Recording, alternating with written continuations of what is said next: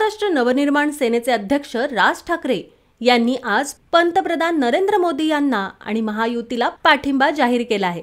मनसेच्या गुढीपाडवा मेळाव्यात राज ठाकरे काय भूमिका घेणार याकडे सर्वांचं लक्ष लागलं होतं। त्यावर आज पडदा पडला आहे।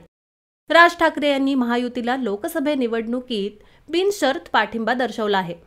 फक्त नरेंद्र मोदींच्या कणखर नेतृत्वासाठी मी भारतीय जनता पार्टी, शिवसेना, राष्ट्रवादी काँग्रेस यांना बिनशर्त पाठिंबा देत आहे, असं राज ठाकरे यांनी जाहीर केलं आहे। त्याचबरोबर राज ठाकरे यांनी लोकसभा लढवणार नसल्याचंही स्पष्ट केलं आहे।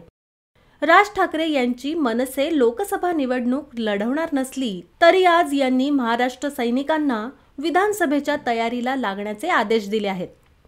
दरम्यान राज ठाकरे यांनी महायुतीला पाठिंबा दिल्यानंतर यावर वेगवेगळ्या राजकीय प्रतिक्रिया येऊ लागल्यात।